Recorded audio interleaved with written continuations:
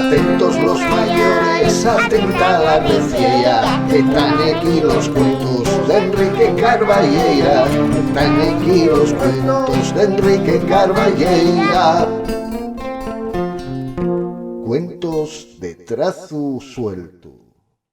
Saludos, collacios de los cuentos y les historias. Hoy traemos una nueva narración, Viendo la vida pasar.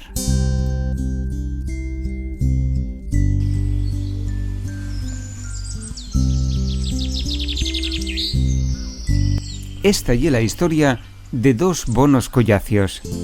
Vivían peles calelles y huertes d'aquel pueblín pequeño, perdido entre los montes. Eitaba Bigotes, el gato, y eitaba Orellines, el ratón. Lo normal entre un gato y un ratón ye que anduvieran en problemas y también en engarradielles, pero non. La verdad ye que se fixeran bonos collacios, tuvieran una engarrada, va unos años, y era cuando todavía malpenes se conocían, pero la cosa quedó n'empate.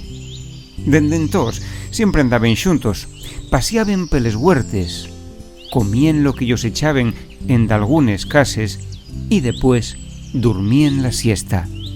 Y era lo más normal, atopalos asomaos tres la muria, calentándose col solín de la tarde, en antes de buscar d'algo pa cenar.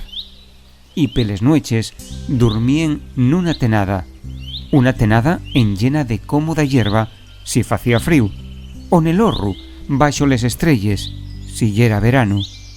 Feliz estaban, viendo la vida pasar. ¿Qué más queréis, rapacinos?